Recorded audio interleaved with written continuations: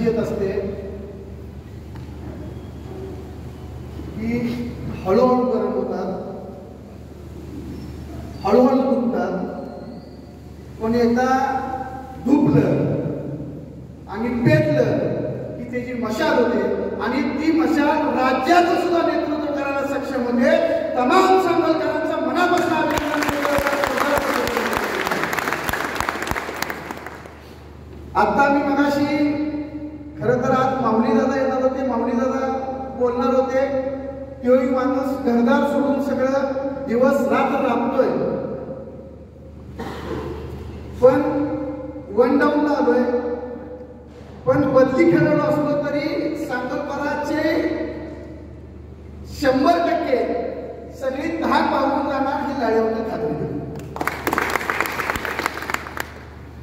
मगाशी सगळ्यांनी सांगितलंय की हा गरजवंत मराठ्यांचा लढा आहे आणि या गरजवंत गोरगरीब मराठ्यांच्या आरक्षणाच्या संघर्षासाठी आपण सगळेजण एकत्र आलेलो आहोत. चूकला चूक आणि बरोबरला बरोबर म्हणलं पाहिजे. आजपर्यंत समाज मागे का राहिला तर चुकीला बरोबर म्हणत राहिला, बरोबरला चूक म्हणत राहिला, म्हणून समाज मागे राहिला असं माझं म्हणणं. काही लोकांना पटेल, काही लोकांना पटणार नाही.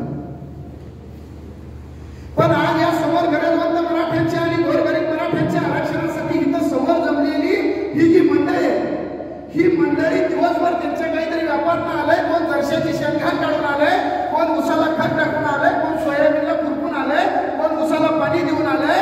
ही सगळी मंडळी एवढ्या सगळ्या व्यापारनं आज या ठिकाणी 2.5 एकरवाल्या आणि 35 किलोवाल्या मनोज जरांगे पाटलांच्या प्रेमापोटी एकत्र आले.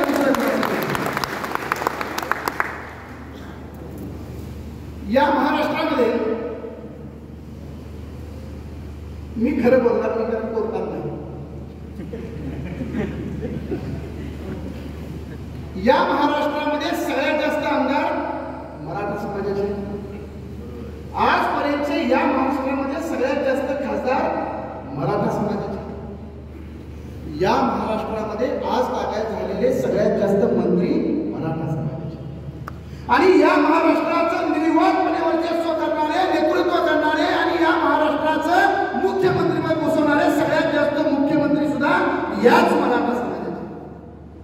आणि असं असताना या महाराष्ट्रामध्ये सगळ्यात जास्त आमदार मराठा समाजाचे असताना, या महाराष्ट्रामध्ये सगळ्यात जास्त खासदार मराठा समाजाचे असताना, या महाराष्ट्रामध्ये सगळ्यात जास्त मंत्री या मराठा समाजाचे असताना आणि या राज्यामध्ये सगळ्यात जास्त मुख्यमंत्री मराठा समाजाचे असताना या सरकार या अंतर्वली सराटीला लाठी हल्ला होतो.